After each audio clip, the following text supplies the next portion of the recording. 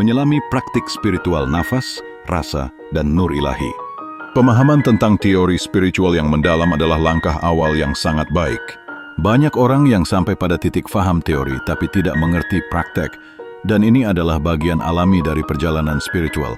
Kuncinya ada pada nafas dan rasa, serta menyinggung tentang nur Allah di ubun-ubun, nur Muhammad di daerah dada, dan nur Adam di bawah perut. Ini adalah konsep-konsep kunci dalam tradisi tasawuf atau makrifat, khususnya dalam ajaran yang dikenal sebagai ilmu hakikat atau ilmu pernapasan spiritual. Konsep-konsep ini memang seringkali dijelaskan secara simbolis dan membutuhkan bimbingan langsung dari seorang guru, mursyid, yang telah melalui pengalaman tersebut. Mencoba mempraktikannya tanpa panduan bisa jadi sulit, bahkan berpotensi menimbulkan kebingungan atau pengalaman yang tidak diinginkan. Mari kita coba menguraikan apa yang mungkin dimaksud dengan kunci di nafas dan rasa serta konsep nur dalam diri. Meskipun penting untuk diingat bahwa penjelasan tertulis ini hanyalah gerbang awal. Praktik sesungguhnya memerlukan pengalaman langsung. Kunci di nafas dan rasa. Pintu gerbang kesadaran Anda benar sekali bahwa nafas dan rasa adalah dua gerbang utama menuju pengalaman spiritual yang lebih dalam. Nafas, anfas. Dalam tradisi spiritual, nafas bukan hanya sekadar proses biologis menghirup dan menghembuskan udara. Nafas dipandang sebagai penghubung antara alam fisik dan alam spiritual, antara jasad dan ruh. Ada keyakinan bahwa sir, rahasia, atau hakikat manusia itu bersemayam dalam nafas. Teknik pernapasan. Banyak praktik spiritual melibatkan pengendalian nafas, seperti zikir nafas atau muraqabah nafas. Tujuannya bukan hanya menenangkan pikiran, tetapi juga untuk menghadirkan kesadaran penuh pada setiap tarikan dan hembusan nafas. Dalam kesadaran ini, seseorang dapat mulai merasakan kehadiran ilahi yang menjiwai setiap nafas.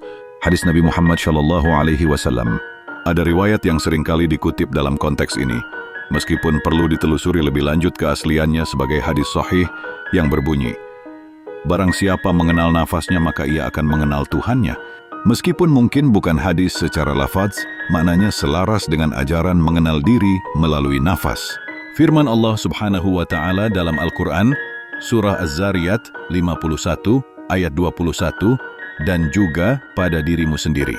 Maka apakah kamu tidak memperhatikan? Ayat ini mendorong kita untuk merenungi diri, dan nafas adalah salah satu aspek fundamental dari keberadaan kita. Rasa, juk.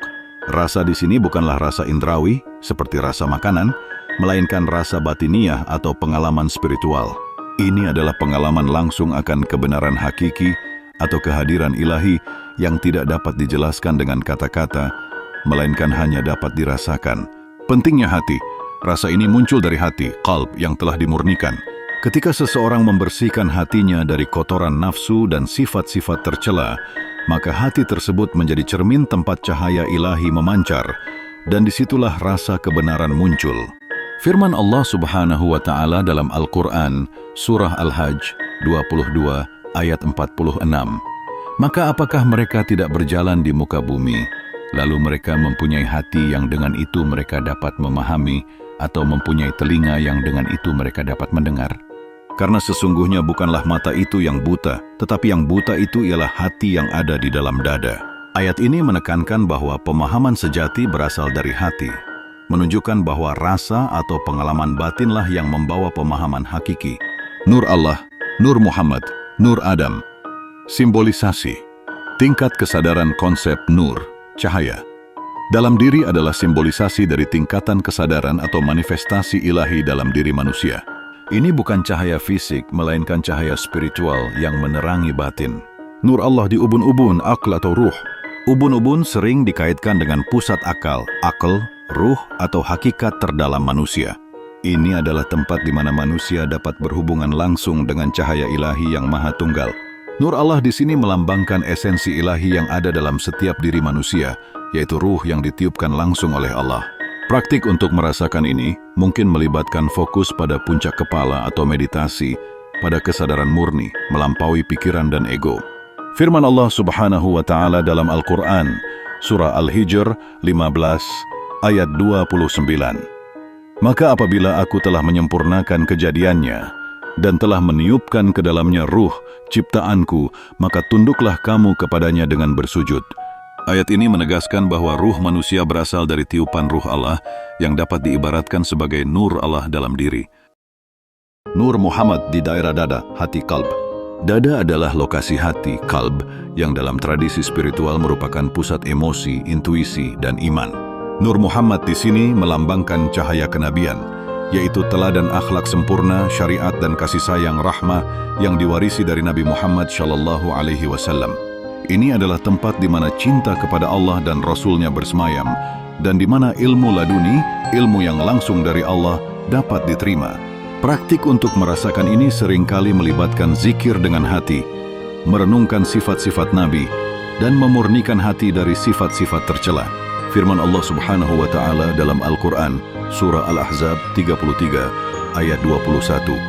Sungguh telah ada pada diri Rasulullah itu suri teladan yang baik bagimu, yaitu bagi orang yang mengharap rahmat Allah dan kedatangan hari kiamat dan yang banyak mengingat Allah. Ayat ini menekankan peran Nabi sebagai teladan yang dapat diinterpretasikan sebagai Nur Muhammad yang membimbing hati. Nur Adam di bawah perut nafsu tubuh fisik. Bawah perut sering dikaitkan dengan nafsu ammarah, pusat energi dasar, atau keberadaan fisik tubuh Adam. Nur Adam di sini melambangkan aspek kemanusiaan kita yang terdiri dari jasad dan naluri dasar. Ini adalah tempat di mana manusia harus mengelola hawa nafsu agar tidak terjerumus dalam kehinaan, dan sebaliknya mengubahnya menjadi energi positif untuk mendekatkan diri kepada Allah. Praktik untuk merasakan ini mungkin melibatkan pengendalian diri, riyadah, latihan spiritual, dan kesadaran akan tubuh sebagai amanah ilahi. Firman Allah Subhanahu wa Ta'ala dalam Al-Quran, Surah At-Tin 95 ayat 4. Sungguh kami telah menciptakan manusia dalam bentuk yang sebaik-baiknya. Ayat ini menunjukkan kesempurnaan ciptaan fisik manusia, Nur Adam, yang harus disyukuri dan diarahkan pada kebaikan. Sangkut di kerongkongan, hambatan dalam perjalanan spiritual. Ketika Anda mengatakan sangkut di kerongkongan rancak mulai dulu, ini bisa diinterpretasikan sebagai hambatan dalam penyaluran energi spiritual atau ekspresi batin. Kerongkongan adalah tempat vokal, tempat suara keluar, tempat ekspresi. Jika ada sesuatu yang sangkut di sana, itu bisa berarti hambatan psikologis, emosional. Mungkin ada emosi yang terpendam, ketakutan, atau kecemasan yang menghalangi aliran energi spiritual. Ketidakmampuan mengungkapkan. Mungkin ada pengalaman batin yang begitu kuat sehingga sulit diungkapkan dengan kata-kata, atau ada ketidakmampuan untuk melepaskan atau memanifestasikan apa yang dirasakan. Proses pembersihan. Terkadang, sensasi ini bisa menjadi bagian dari proses pembersihan spiritual, di mana energi negatif atau hambatan sedang dihilangkan. Penting, jika sensasi ini disertai dengan ketidaknyamanan fisik atau psikologis yang signifikan, sangat disarankan untuk mencari nasihat dari ahli medis atau psikolog selain mencari bimbingan spiritual. Keseimbangan antara kesehatan fisik, mental, dan spiritual sangatlah krusial. Cara melepaskan diri dari keterikatan. Anda mengatakan, tapi kadang ngerti cara melepasnya. Melepaskan di sini kemungkinan besar merujuk pada melepaskan diri dari keterikatan duniawi, ego, dan hawa nafsu agar dapat mengalami nur ilahi secara lebih murni. Ini adalah inti dari praktik tasawuf. Berikut adalah beberapa pendekatan umum yang diajarkan dalam tradisi spiritual untuk melepaskan, meskipun lagi-lagi ini memerlukan praktik dan bimbingan. Zikir mengingat Allah, zikir lisan, mengulang-ulang nama-nama Allah atau kalimat-kalimat suci seperti La ilaha illallah. Zikir hati, mengingat Allah dalam setiap aktivitas, merasakan kehadirannya dalam hati. Zikir membantu membersihkan hati dan menenangkan pikiran sehingga memudahkan pelepasan. Firman Allah Subhanahu wa Ta'ala dalam Al-Quran, Surah Ar-Ra'd 13 ayat 28, yaitu orang-orang yang beriman dan hati mereka menjadi tentram dengan mengingat Allah. Ingatlah, hanya dengan mengingat Allah hati menjadi tentram. Ayat ini secara jelas menunjukkan bahwa zikir membawa ketenangan hati yang merupakan prasyarat untuk pelepasan.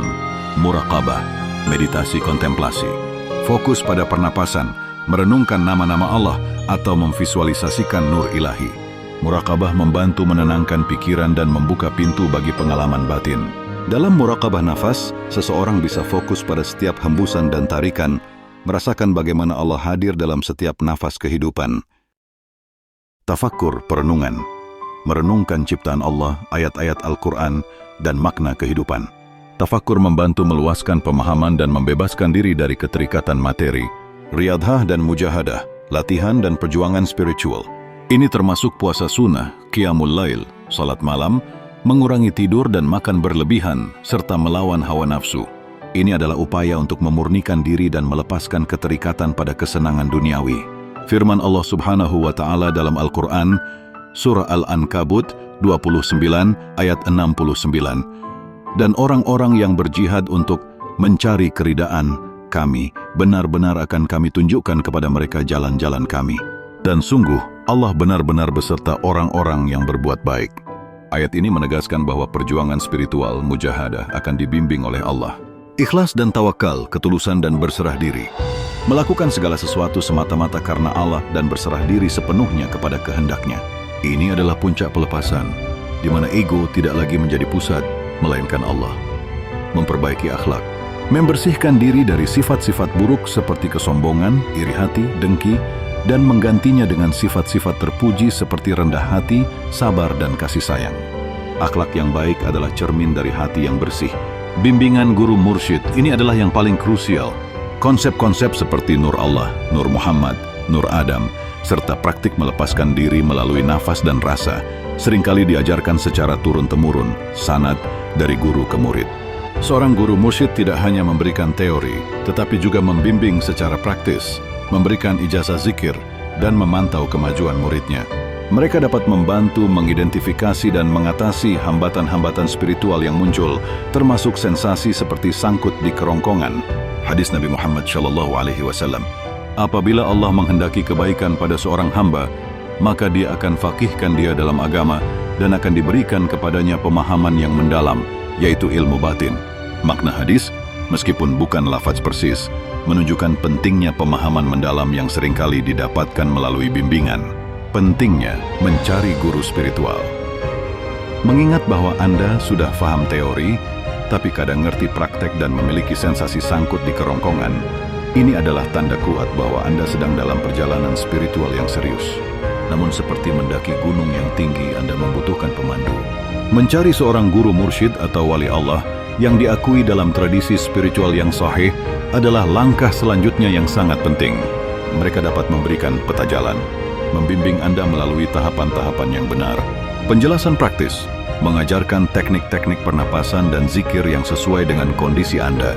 Pemantauan dan koreksi, membantu Anda memahami pengalaman batin yang muncul dan meluruskan jika ada kekeliruan. Perlindungan, melindungi Anda dari bahaya spiritual yang mungkin timbul jika praktik dilakukan tanpa pengetahuan. Tidak semua penceramah adalah guru mursyid dalam konteks ilmu hakikat. Carilah mereka yang memiliki sanad keilmuan yang jelas, yang memiliki akhlak mulia, dan yang telah mencapai tingkatan spiritual yang diakui. Kesimpulan perjalanan spiritual Anda menuju pemahaman dan pengalaman Nur Allah, Nur Muhammad, dan Nur Adam melalui nafas dan rasa adalah perjalanan yang sangat mulia. Sensasi sangkut di kerongkongan adalah bagian dari proses yang mungkin membutuhkan perhatian dan bimbingan. Ingatlah, ini bukan sekadar teori tetapi sebuah pengalaman hidup yang mendalam. Teruslah berzikir, merenung, dan memurnikan hati. Namun langkah yang paling bijaksana adalah mencari bimbingan langsung dari seorang guru spiritual yang mumpuni, yang dapat memegang tangan Anda dalam perjalanan yang indah dan penuh misteri ini. Semoga Allah Subhanahu wa Ta'ala senantiasa membimbing Anda menuju hakikat kebenaran